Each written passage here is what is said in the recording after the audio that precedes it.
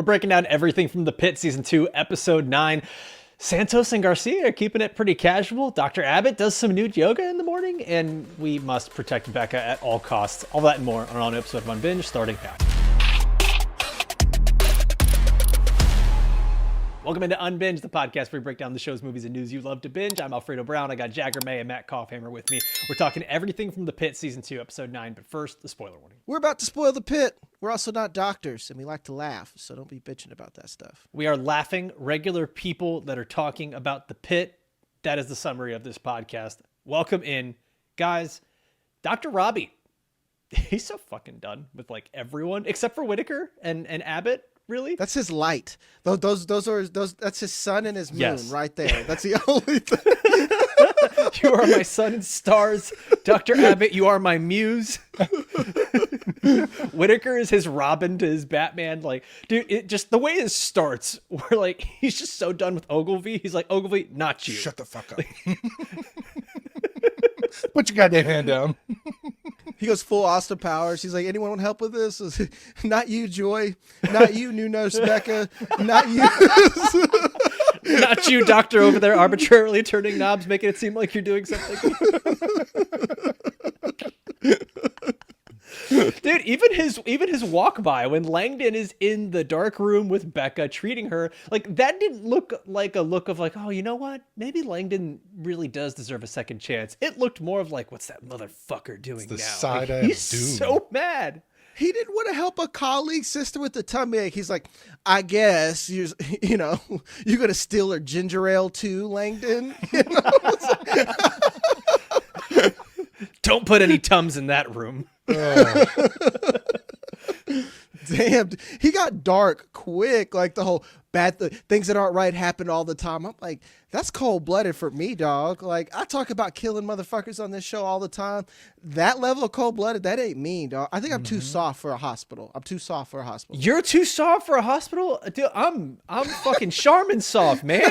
I'm soft as baby shit. I can't handle a hospital. Dude. I can barely handle a restaurant. Like, what are we talking about? Dude, little do we know, Vig is the most gangster out of all of us. It's not Vig even really close. is, man. We have to. About it. We need to get him in for one episode. Dr. Vig, he's one of our co-hosts here who's been here like maybe once in the last 50 episodes of anything we've done. But he would be so phenomenal for this because he knows the ins and outs of a hospital. But there was a moment here where I think everything just kind of took a turn for me mentally in this show, and that's when Santos has to be the voice of reason and the voice of positivity for Dr. Robbie. When Santos is the nice one, we have hit a wall where Dr. Robbie's not himself anymore. Mm-mm. There was two lines that kind of concerned me for Dr. Robbie's future in this episode. One spoken to him in his response, and then one he spoke to Whitaker. So the first one was when he's talking to Abbott. We all clocked it. Yep. The first one was talking to Abbott, and Abbott's like, hey, if things get dark, give me a call. And Robbie just kind of gives it a smirk and walks away without saying anything. It's like, Anakin look. Yes. It's like, dog, someone's giving you a hand out for help. Like, he's trying to help. Take it, fuck. And then the second one, when he's talking to Whitaker, and it's like this really nice scene where he's like, hey, if you need a place to stay, don't get taken advantage of by this widow. Here's my apartment. You can stay at for 3 months. By the way, if I don't come back, it's yours forever. And it's like, what the fuck? What the fuck, Dr. Robbie? The foreshadowing is nuts. It's very concerning. It was. I'm happy I wasn't just like, I was like, oh, Jag, you're just the old sad sap. Oh, Eric, I'm like, that was a key. That is a key moment. That is a precursor to a suicide note. That's what that is. That, I mean, Jesus, you might as well start. Is that where you think? Because that's what people that are severely depressed and wanting to kill themselves do, is they give away their possessions, because they're like, in their mind, it's, if I have nothing left materially, then I can go without guilt. It's a fucked up way to think, but that is the thought process. So by him starting to give away his possessions, like his house, like his literal apartment, his place of where he lives, and then him kind of joking about things and lying about things, like wearing a helmet and his safety, like all these little pieces are very concerning from a, is Dr. Robbie planning on killing himself angle. Damn. You just, I'm such a bitch. Like, I'd be doing that just for attention. I can't even give up my stuff. I'd just be like, love me. Pay attention to me. Sometimes when the sadness gets real deep, things look like they can't, like there's no light, and that's what it seems like for Dr. Robbie right now. Is he is struggling to find any light in the darkness, and that's very concerning for somebody who is going on a sabbatical. There's a moment there too where he's talking to Dr. Abbott, and Abbott's like, I don't remember the last time you took 3 days off consecutively. And he's like, no, I've been on vacations. And he's like, really? When? He's like, okay, touche. And I think it's at a point too where he just doesn't know anything different. Like there is no other life. He doesn't even recognize what life is anymore, which I know is such a grand statement to make, but he doesn't know anything outside of these walls of the pit. That's it. And so I do think that, yes, while all these things are a cry for help and a reach for help, and maybe not a reach for help, but just like a signs that he would be willing to just, unalive himself. I also think there's a sliver of hope here where he is saying the best thing for me to do is to get out of this hospital. And I do think it's also a little bit more along the lines of like him just not coming back to Pittsburgh and not coming back to the hospital, not necessarily killing himself, but searching for life and happiness elsewhere. I would believe that if it wasn't for the fact you can't leave a whole ass, house. That's not how property works. I mean, you never know, honestly. Like with what about Dr. Robbie makes you think that he wouldn't do something like that? Outside of the hospital, he just doesn't seem like a very rational dude. I don't even know him outside the hospital. And I think fair. that was your original point. Like, I don't think there's an outside the hospital. That's his problem. It's like he wouldn't even, and maybe we're saying the same things, but a different angle. Mm-hmm. This motherfucker just doesn't know how to exist and be normal outside of a hospital, where the rest of us are just like, man, that's some strange behavior because we leave the house and shit like that. Well, some of us do, Do you know what this reminds me of? This reminds me of like soldiers who come back with severe PTSD that can't reintegrate into like regular life. Hurt Locker covers that. Yep, exactly. So this is literally Dr. Robbie is going into a literal war zone every day and seeing trauma. And I sincerely believe that he has some form of PTSD, and this is him living with it for so long, being drowned by it for so long. He doesn't know how to get out of it. And when he does get out of the hospital, he probably doesn't know what to do with himself. He probably doesn't know how to act, quote unquote, normal, because he's so surrounded by trauma on a daily basis that normal life to him is probably severely boring, even if that's a weird way to put it. And then B, he probably just doesn't know how to react in a situation that doesn't have the stress levels up to 13. Mm-hmm.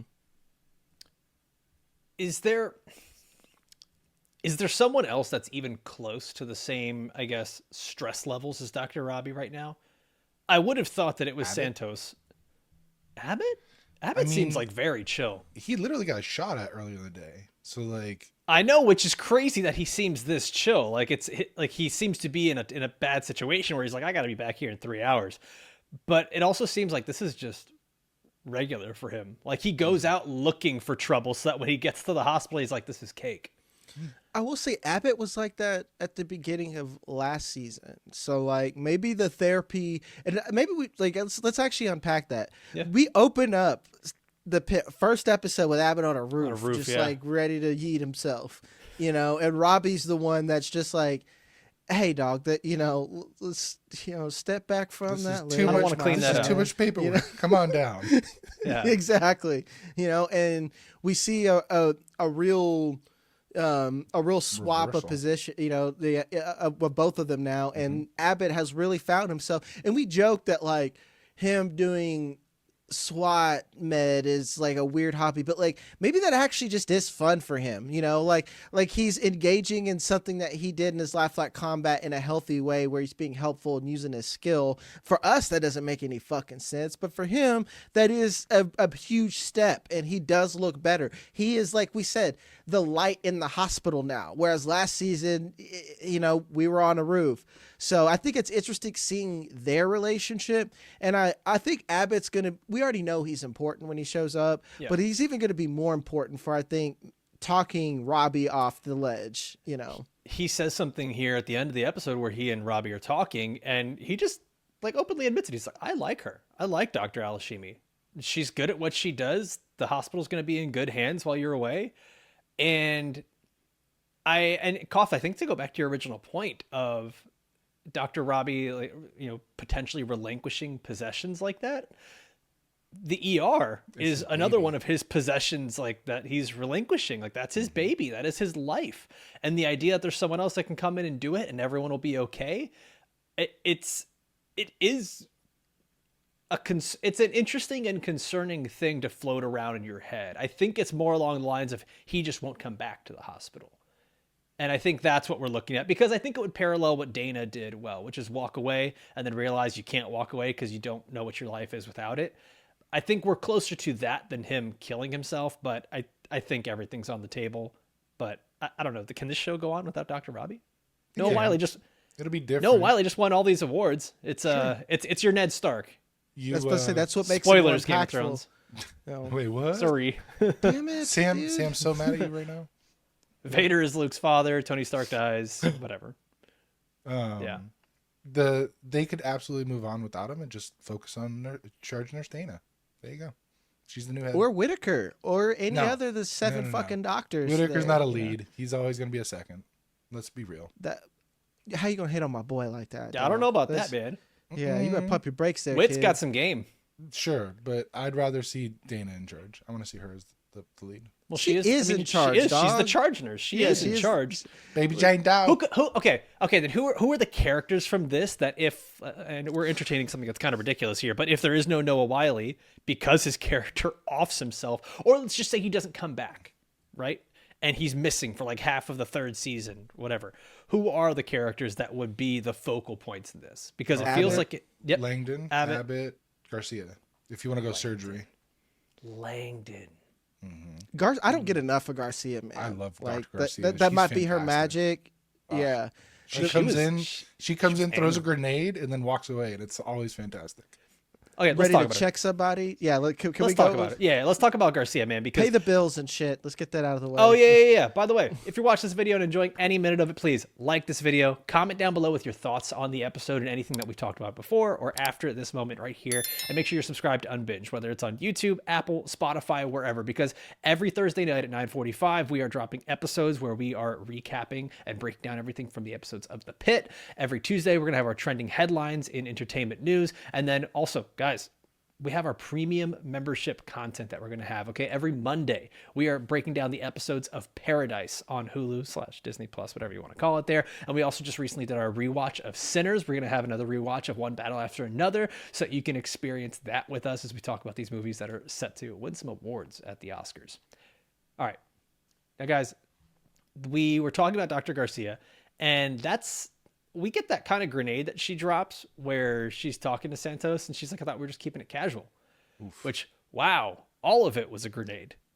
Well, we knew that they were hooking up because she's dropped little hints throughout the season, like Whitaker inadvertently using her toothbrush, which why you got your toothbrush at their apartment. So we've known that Whitaker used Garcia's toothbrush? I thought that was Santos' because toothbrush. I mixed that up. Okay. Because Garcia was staying over to hook up with Santos, Got it. And then Whitaker actually used hers. So we've known that they've been hooking up, but obviously Santos is thinking it's a little bit more than what Garcia is thinking, because Garcia is honestly forgot because the show's been going on for like 6 months. Right. It feels like it, but it's all the same shift, which is crazy. Yeah. I keep having to remind myself of that. Never mind. But Garcia, when she read Javati to filth, when they almost killed the one patient, it was like, damn, okay. And then Whitaker immediately trying to soften the blow, and it's like, no, let Javati soak in that for a minute. She needs to learn and absorb that message. I think that, yeah, that was tough love, but like you need to hear that. Like, That's how you become a better doctor. Yeah, like you're a Nepo baby. Everyone knows it. And it's not, you're not making fun of her, but like she has this arrogance of a child prodigy, and it's like you just fucking killed somebody, you know. Almost, this was a welcome to the fucking show moment. And I feel like every doctor, I'm not a doctor. You guys do a great job in the comments, by the way, of giving us your stories. So please keep sharing those. Like, yes. I'm assuming you have your moment. Every field has you have your moment where something fucking bad happens to you and you learn something. And she has hers right now. And all we can do is hope that that's her one reminder of I almost killed somebody I only know this from hearing from other people. So the next time she almost kills somebody. And that's I'm not saying that doctors are killers, but sometimes mistakes are made. You're human beings doing the best you can. Also, I mean, the to human reference body another is show. imperfect. So it's not if you almost kill somebody, it's when it happens, because eventually as an ER doctor, you're going to have patients die on you. But how do you react to that death, and how do you react to, in this situation, fucking up? And is Javadi going to be strong enough to take that critique and learn and grow, or is she going to crumble? And that's really where her character is going to shine. It's a common doctor medical show trope, kill patient, almost kill patient, be responsible for patient's death, have growth or breakdown, right? It does seem like a lot of our younger, more naive doctors at the moment are going to be getting an education in that. Like even Ogilvy, he's had a little bit of that here and there. Whitaker has had that moment here and there. Santos has had that moment here and there. We even get that moment in this episode where Ogilvy's like triggered by daddy issues with this other patient that's an English teacher. Like these young doctors are trying to find their way through actually just giving care while dealing with whatever their mental, personal shit is at that moment. Yep. It's funny. Like you got to be, and it almost feels disrespectful to compare anything to sports like this, but you really got to be a clutch shooter all the time. Even no matter what, if you're having a bad day, you got to come in and still shoot the rock at a high level. If Garcia just called you a dumbass Nepo baby, it's all about that next play, like that. You really have to bounce back pretty quickly as a doctor. And it's crazy that is there any other profession that has that level of high pressure and you got to be sort of, what do they call it with quarterbacks? You got to have amnesia. You got to just kind of forget about it and go about the next thing. Be a goldfish. 10-second memory. Be a goldfish. Be a goldfish. Exactly. That's I don't know if there's any other profession with as much stakes at all. It's literally life and death every day, every moment. That's the crazy thing here. That's why I really enjoy these moments where we get to slow down, and at least it's perceived not life and death the moment with a patient like Becca, Dr. King's sister, who comes in and is having stomach issues. And they haven't really established what it is. We're assuming everything is going to be okay here. Dr. Langdon did say that he's seen this many times before, but we don't get an actual name. Did you guys catch any other details in that? It burns when she pees. So I'm thinking it's either UTI or STI. That's where I was going. Yeah, my head was going UTI. I could see them doing the whole STI because she's in a group. She's not in a group home, but she's in a facility during the day. Well, bro, that'd be too damn dark. Not if it's consensual. They could do the consensual route where it's two residents. Maybe they may be childlike mindsets, but they are adult bodies. So it could be one of those. That would situations. Be a really interesting storyline there. Right. And remember, we've already got how do I call it, a little bit of a setup with the nun early on where she had shit in her eye, because that's actually a huge problem in nursing homes. These old people fuck like bunnies, old ass bunnies. We have the villages in Florida where it's like the #1 STI capital, and it's all over 55-year-olds. Yep, that's nuts, dog. I did not need to know that. It's gross. Stay away Don't go outside. If someone says let's go to the villages, you say no. Not only because it's MAGA country #1, but it's also they all got like. Well, we just got downvotes, cough. And there we go. Whatever. I don't care. One starred into oblivion. Anyway, Michael Jordan said it best. Even Republicans buy shoes, cough. Fuck it. I don't give a fuck. I give lots of fucks, man. Okay, so Becca, I think she's a phenomenal addition back into the show, because I think it's always a good deviation from everything that we're looking at in the rest of the hospital, and just the way that they're able to show that, even the simplistic thing of let's turn off the lights, and they're really hitting that home that Dr. Langdon knows how to handle this now after struggling with it so much, and that Dr. Langdon, man, he's the Prince Charming of this season. He's the White Knight of every episode so far. I really like... Sorry, Jag. I really like how they did the difference when you have the tongue laceration girl and her friend who are hitting on Langdon, ferociously. Kind of gross. And he's just okay, and like scampers off. But then when Becca comes in, she's like, oh, Mel talks about you all the time. And she's, not that Becca's flirting, but just like the fact that he's getting attention from other women, and he's like, oh, thank you. Like the way he reacts to like this overt flirtation versus more of like, we think you're a good guy, I think was really nice to see that in the same episode. For him, it's interesting that he's having people who don't hate him and revere him. Exactly. Like Becca shows up to the hospital and he's a celebrity. She's like, Dr. Langdon, you have really nice hair. Not only that though, but the fact that Mel was comfortable with Langdon looking after her sister when she immediately, I forget the first one that Robbie tried to give her to, and she's like, no. You know, it's like the fact I think that it was Santos. Was it? Yes, it was Santos. Thank you. She's like, yeah, no. it was, yeah. And so it's nice to see that you're right. There are people in Langdon's corner, even if Robbie is being a shithead. Yeah, it's like Langdon wasn't a bad person. He was just in a bad spot and did a bad thing. Again, he needs to. The one person he really needs to apologize to is Santos. They need to work their shit out. But for the most part, like, as a viewer, I have forgiven his character. I don't think like Robbie can continue to rub his nose and shit. Another thing I got to remember is that this is still one shift for Robbie, so it's not like it's like several days. It's been and 9 hours. Yeah, and Robbie's just like, you're a drug addict, you know, after like 2 weeks or something like that. So where's the emotional growth? Yeah, exactly. It's like Robbie needs to grow up in 9 hours. Like he's been sitting stewing with this for months and months and months when we get back. And he's only reliving it in moments because, like we just said, like, all right, I got to move on to the next thing. So it's not like he's like, oh, that Langdon, that rascal, he really bamboozled me. So speaking of Robbie, which side-eye moment was better? This episode when he side-eyes Langdon walking past when Langdon's treating Becca? Or was it last episode where he walks by with Abbott and Mohan in the room together when Abbott has his shirt off? He walks by the window and he gives him the side. He's like, so which was better? Because I like that moment better than this episode's. Well, that's just you like. I think the that happy... one has better. It has the comedic effect to it. Exactly. You know, it's the what the fuck moment as opposed to like him just being a stank ass bitch in the kind background. of a cunt. Yeah.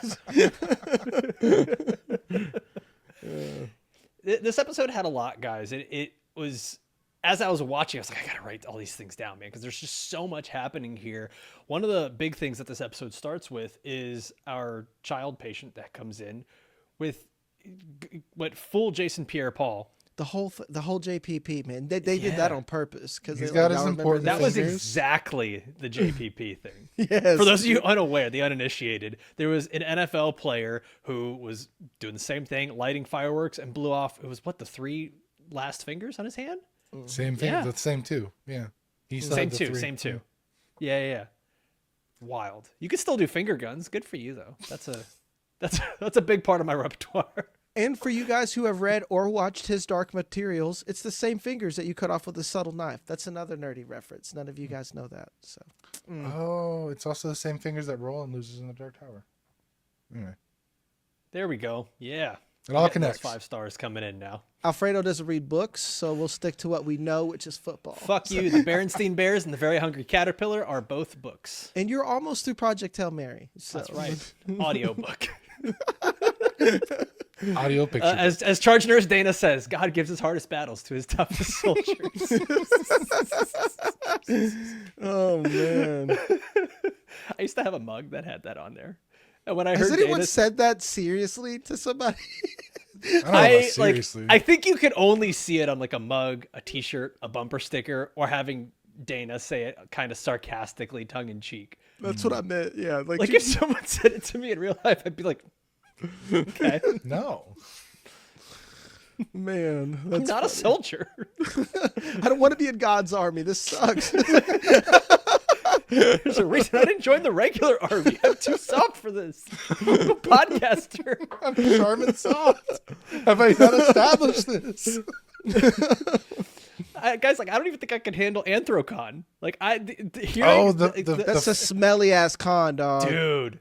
I'm sure they're nice people, but that is yeah. you can smell the invite to that thing. I've been to cons, man. Even the good ones, you know, we're all nerds, but like they smell like shit, dog. You bunch of kids Naruto running with no fucking deodorant, you know. I went to a rock climbing gym. Really cool experience. Wow, is it humbling? But dude, it smells so bad in there. It smells like a locker room. It smells Yeah. No. I have played sports my whole life. I've been in locker rooms. This smells like dirty people that You just never don't went bathe. to public school. That's Yeah. the thing. Dog. Public school locker rooms smell Public school like kids wet smell dogs. worse than the private school Yes. kids. But yeah, Yes. yes, man. Because I'm there's telling- always that the- one kid that puts shit away wet and like it just Yeah. reeks. Bro, I was on a football team where all of our players were transferred from public schools. How many staph infections y'all have? How many staph breakouts you have? I mean, we didn't count them. That's actually the right answer. All right, you passed. Somehow You that is passed. correct. All right. Yes, you passed. That was Triglaser right there. We totally got off track here. Okay, hold on. We totally skipped away from talking about the kid with his hand blown off here because this is like a crazy situation. Like the more twists and turns it takes, it's not just that he was out there playing with fireworks, gets his hand blown off, but then he's got the 0.08 blood alcohol level. That made me almost made me. This whole wild. thing made me sad. I actually was diverting because I didn't want to talk about how sad it made me. No, and like I think we can try to do this as best as we can because I think there were so many levels to it that made it extremely sad. We have a child consuming alcohol, a child losing limbs, the required contact of social services, and then the parents being deported at their immigration hearing. This hit so many different things where I think this one situation is going to resonate with so many people. I think we need a positive resolution to this one. I don't know if we'll get one though, man. Because like I'm not trying to be Dr. Robbie said the thing that no one needed to say, you know, where he's just like, you know, things that aren't right happen here all the time because like it's as someone like I went through the entire system. I'm like they're 100% gonna take homie on there because what happens is these social workers they want to be Sandra Bullock. They want to come in and fix the problem. We're doing the right thing by the kid. But then they go and they put him in the system and then they realize, wow, this system doesn't work. So now you got another fucking kid that's floating around that was probably better off with his sister. Now, was the sister better off with the kid? No, but that's not how life works sometimes. And I think at the end of the day, she already proved that she would just rather have her family with her and safe and worry about a degree later. Like Robbie was being a dick about it the whole time. And to be honest, Santos did the right thing to report it to her boss. I would worry if Santos would tell me shit like that again. Because to me, that's like strike 3 on Robbie, where I wouldn't tell him shit anymore. It's the reverse. It's the reverse. This was Robbie calling Santos and be like, hey, I need Santos to come with me because he, like you said earlier in the season, Jag, Santos now has the reputation of being the one to like protect kids. And She's to be like Queen Snitch. She's the watchdog. So it was Robbie calling her in to be like, hey, listen to this and what do you think? And then when it was the sister involved, that's when Santos reversed track. She's like, oh no, I don't want to take the sister away. I don't want to take the brother away from the sister, because she was like, she even says it. She's like, abuse trumps neglect in her hierarchy of how kids should be, you know, taken care of. The thing that really sucks about this situation is even the caseworker at the end's like, the kid will be better in Haiti with his parents, and it's like, he was born here. He's not a Haitian citizen. He's a U.S. citizen, and they wanted to deport him to a different country. And that is one of the. I don't think we have time to get into it. It's very nuanced. It's very nuanced, right? Like obviously, deporting a child to a different country is fucked.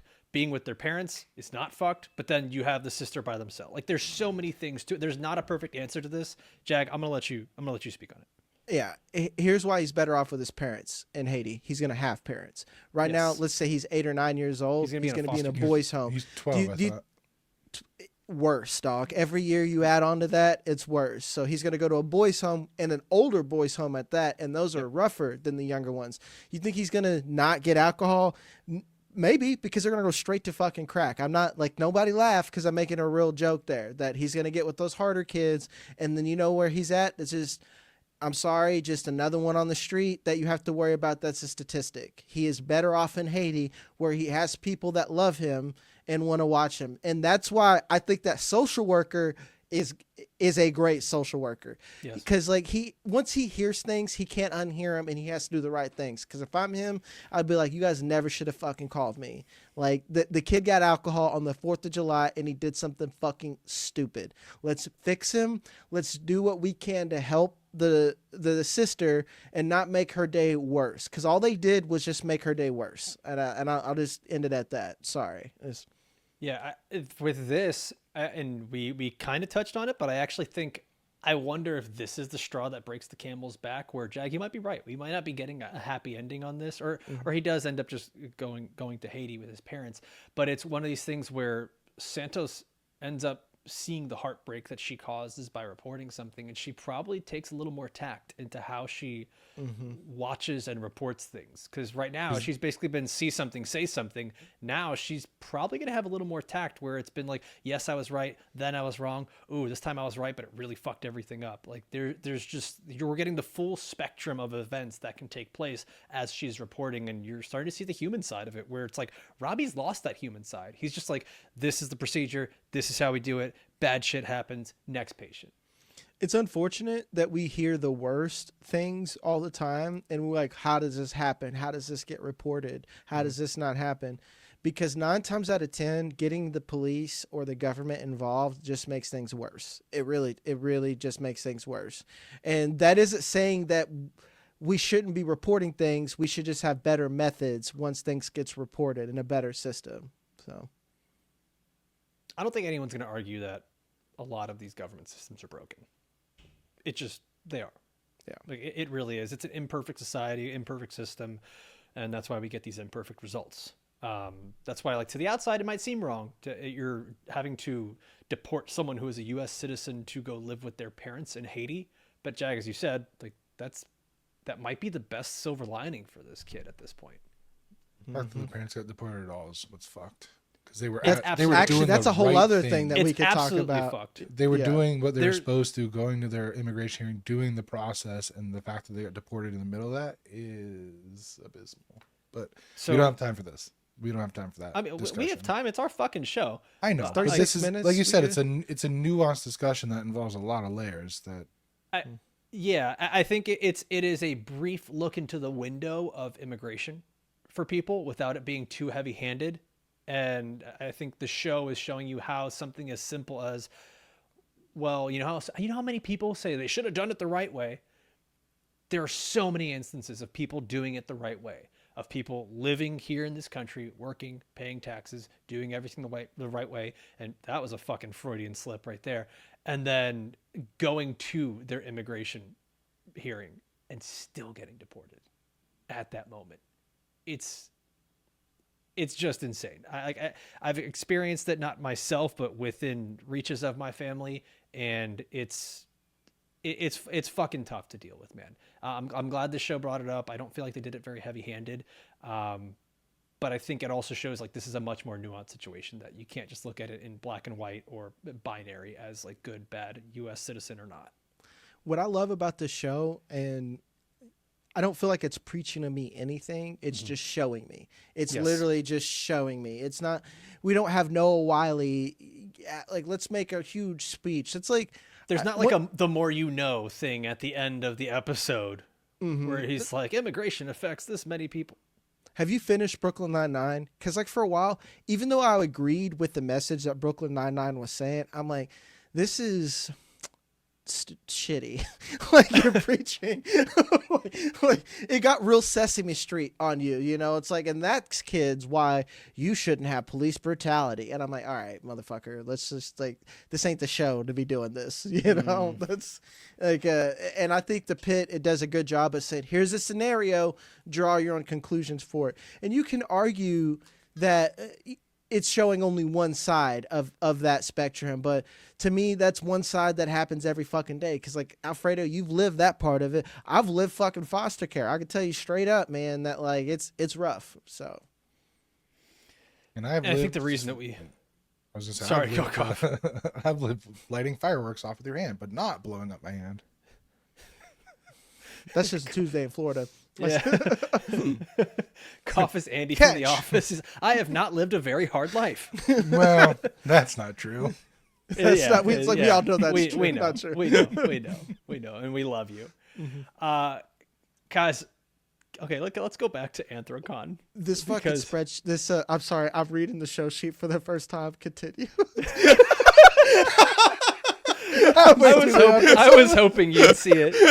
Okay, I'm sorry. I was hoping you'd see it. This is the one show shit I Anthrocon. haven't looked at. Anthrocon. It is Pittsburgh's annual furry convention. And the patient there tells Dr. Santos she would make a good dragon. Got no idea what the fuck that means. But all right. She would though. She would though. Think about it. Think about it. She gives me reptilian vibes. I like how the patient suddenly was like, "Yeah, that's how I met my girlfriend there," and then kind of looks at Santos She's like, totally Yeah. like, Her gaydar was like, bloop, bloop. She's like, oh, you like cons? Do you want to come back to my con? You know, I can't make a pun. Jack, what did you do? "What is this? Is that your radar?" That's her Are gaydar. these like That's are these the gay gaydar. antennas? Like Yeah, these are gay antennas right here. I don't have a gaydar, obviously. this is a very pro gay show. We're pro everybody. We love Yeah. everyone. But what's sad If you have a about- gaydar, is it more of a big like? it's a big old dish. Or is it antenna like? Or are you using like? Let us know in the comments. Yeah, sonar like bloop, and if you get something that like, oh, that's a gay Echolocation. echolocation. There you No, go. sonar is correct. But the answer when Santos is like, what'd she say? Something about like don't about like dating somebody you're working with, and she mentions Yeah. that, and it's like, yeah, Get dog. there. That's why they say don't shit where you eat. Don't Like, shit where you eat. Come on.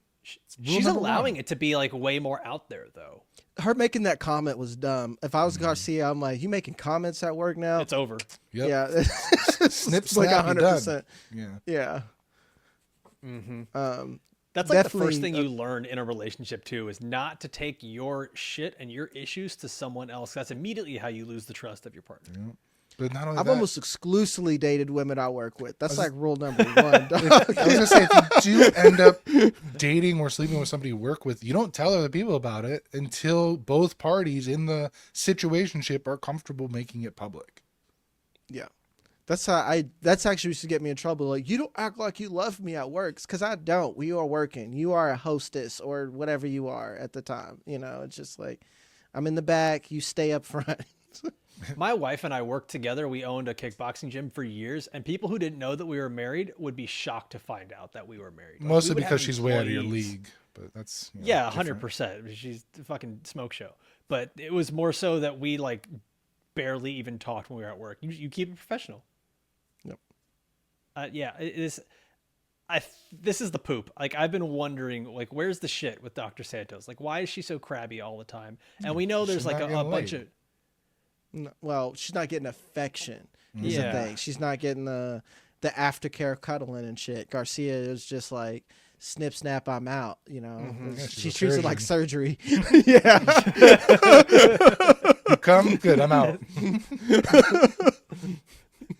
Speaking of that, I think I'll bring up the thing that Jag laughed at on the show sheet here. Dr. Mohan references her eggs, and if I was not married, I would volunteer as tribute to help those He eggs. wrote that on the show sheet. I scrolled down and I had to stop. It was fucking frying me. I was like, what? I mean, you're not wrong. I'll give you that one. Oh my god. What She's have we done as a 24? country where a beautiful specimen like this is just like my eggs? But It's because she's women are working. There have to be the alpha now. It's fine. But how old do you think she is in the show? Like 24, 25, maybe 26 at Yeah. the most? And she's At most. she's She's supposed to already be like, it considered- might be too yeah. late for me. And it's like, no, you'll be okay. Actually, dog, women are Well, worried about that shit. Once you hit what 33, you're considered geriatric for fertilization. Yeah, it's really not a lot of time. Oh. And she's in her like R2, R3. She's about to go take on a specialty, which is like X amount of years. Again, we really need Vig to iron this shit out. Like, the time to have romance is difficult. Making the baby, You don't need 3 romance minutes worth. to make a baby.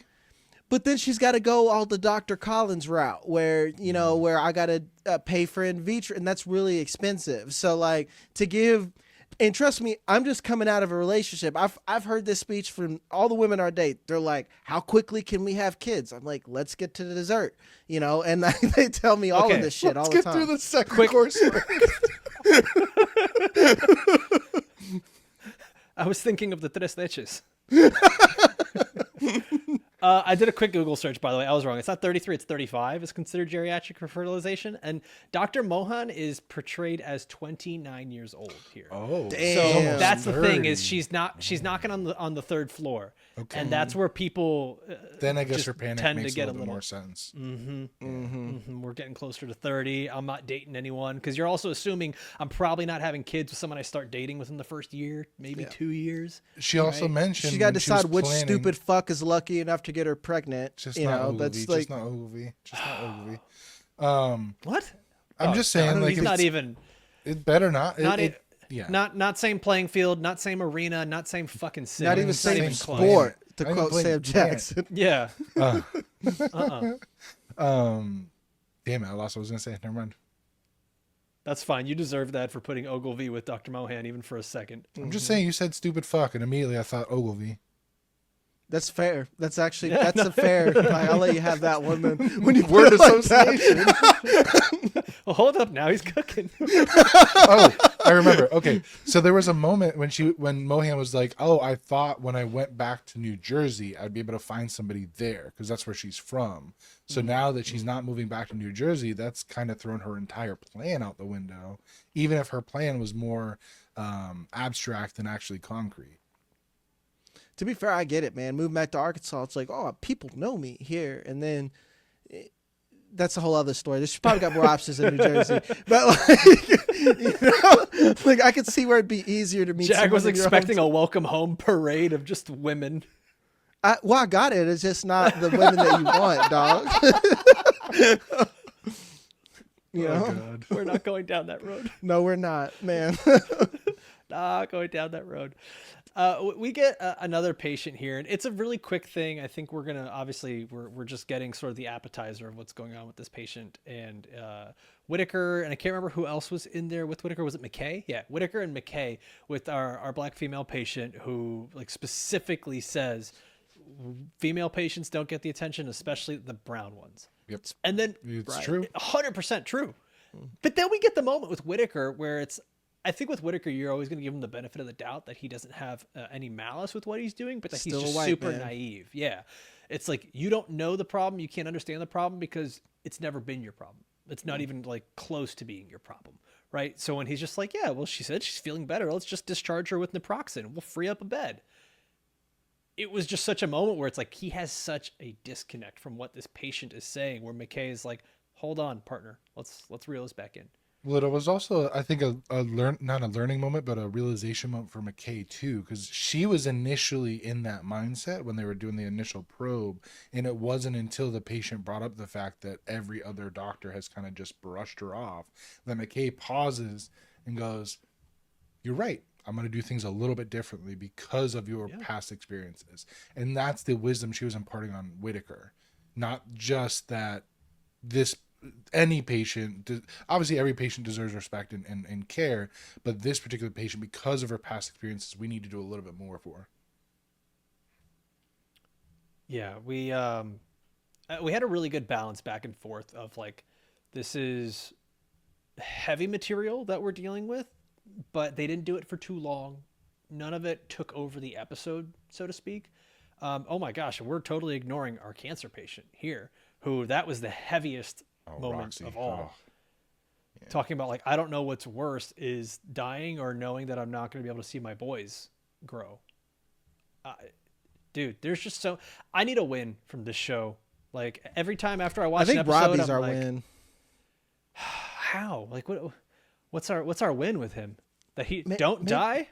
Maybe he and Langdon rub it out, like hug it out. Rub it out? What? Damn it. Now that would be a turn. What a horrible. Damn. Heated rivalry, Pittsburgh. Maybe him and Langdon hug it out. Maybe that's what they need. There's a Hey, lot of dude. repressed energy there. You never know. That's probably why he stopped and turned, looked back at Abbott. It's just like me and saying. Abbott have already rubbed it out together, and look at us, we're bros now. Abbott does nude yoga. How else would he know this? I think that was a joke, but I also would believe it. I would either way. I don't. I take it as gospel. Okay. Jack's like, all right, I don't give a shit what you're saying now. We had a really great new character that gets introduced in here. It's this like elder nurse who they clerk. say like she's retired, and she's like, no. Laid I was off by laid off technology. due to technological advances here.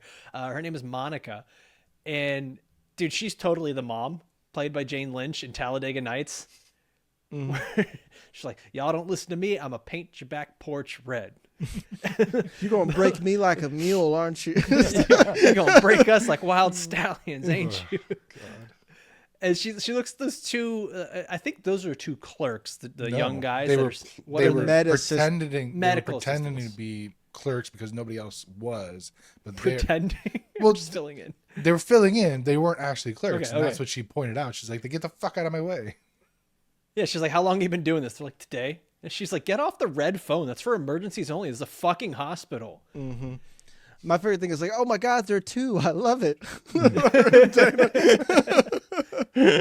Honestly, it's people like Monica and Dana. Like, genuinely, the world needs more strong women like this and strong elders like this that are putting fuck ass younger people. And we're saying this as people that are all in our 30s, putting them in their fucking place. The idea that this guy was using the red emergency phone for a personal call, the idea that you're having a personal call at the desk anyways was kind of ridiculous. During a time like this is nuts. Fucking kidding me? Yeah. Just absolutely insane. So I'm really excited to see where that goes. Guys, this episode ends. Structural collapse at a water park. And Koff and I were talking before the show. I know it's supposed to be serious because someone dies, but there's not a funnier thing that could have happened. Like, aside from someone slipping on a banana peel and causing a 10-car pileup, this is really the funniest Final Destination movie I've ever seen. What's hilarious is that it seems so normal to me because I'm from Fort Smith, Arkansas. Like, if anyone's bored, look up Water Slide in Fort Smith, Arkansas. It's our biggest fucking political fiasco around here. What? Like, it's, dude, Was it's it like Ice Town from Parks and Rec? It's your biggest political fiasco? Koff, it's exactly like Icetown. It's exactly like Icetown. Holy fuck! I was trying to like, how do I explain this? Like, you nailed it. It's fucking Icetown, dude. Like, literally, like, our big thing in this town is like, we're gonna have a water park, and that's gonna bring people in. Tourist And dollars, baby. in Fort Smith, Arkansas, for a goddamn water Inside park. Parrot Island Water Park. Oh, you nailed it. You're there, dog. You're fucking Yep. there. So the city has bought all these water slides. We ran out of money and we can't install them.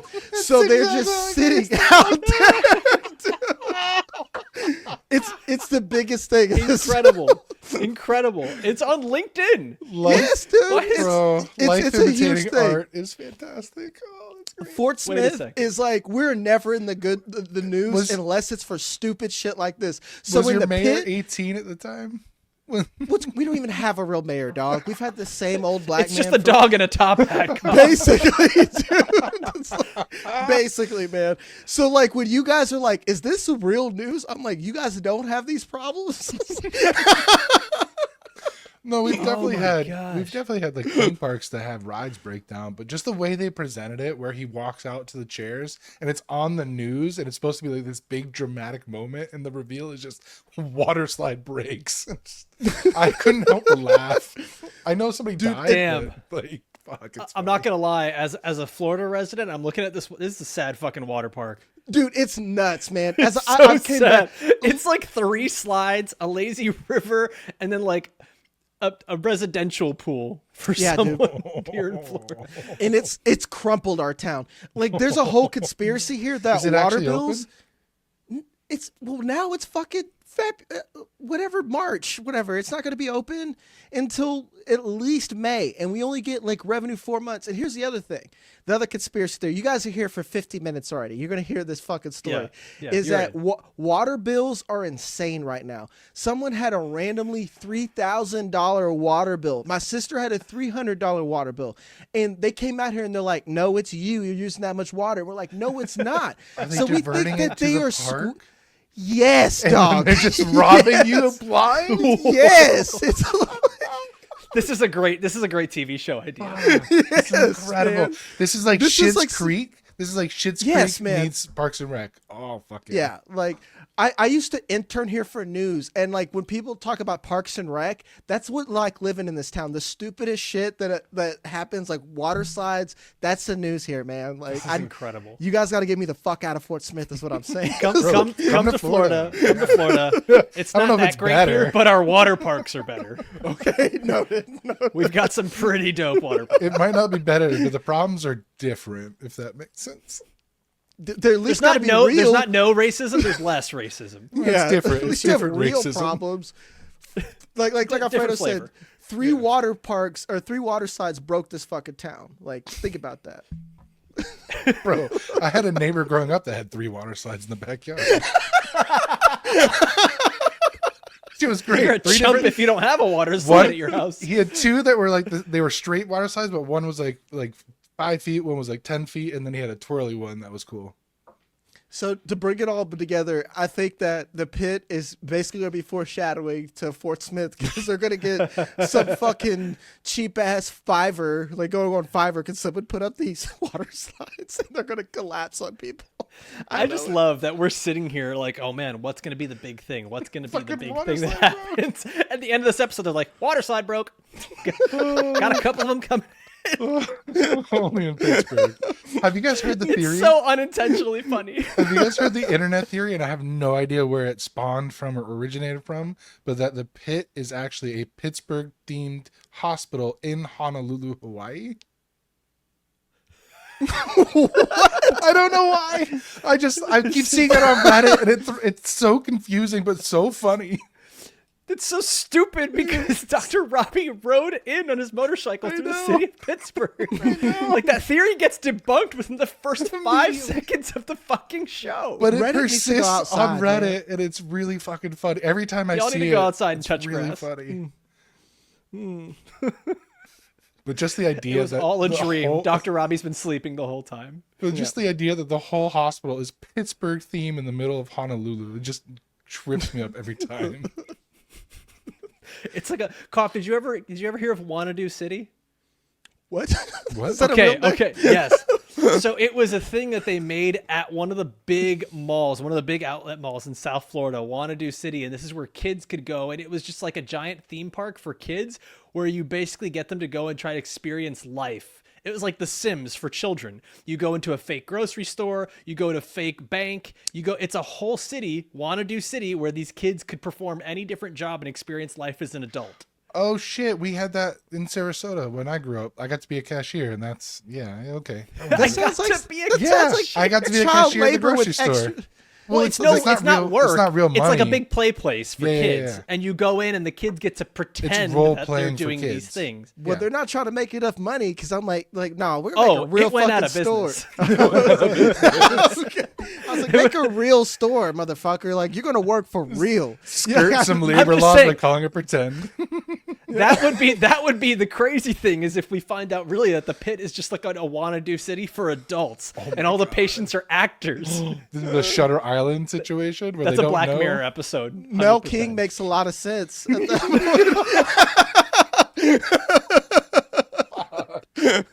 All right, it's time to We're wrap done. it up. Let's wrap it up. Let's wrap it up. We're gonna be back again next week, and also, like I mentioned, for all of our premium members, we're gonna have our rewatch of Sinners, rewatch of One Battle After Another, and then every Monday we've got our upcoming episodes of Paradise. So make sure you join us for that. And if you're listening on Apple or Spotify, take a minute to leave a 5-star review. That helps us grow and be able to do more content for you guys. As always, I want to thank everybody for watching or listening all the way through. For myself, for Jag, for Cough, for water slides everywhere. We'll see you next time. Adios.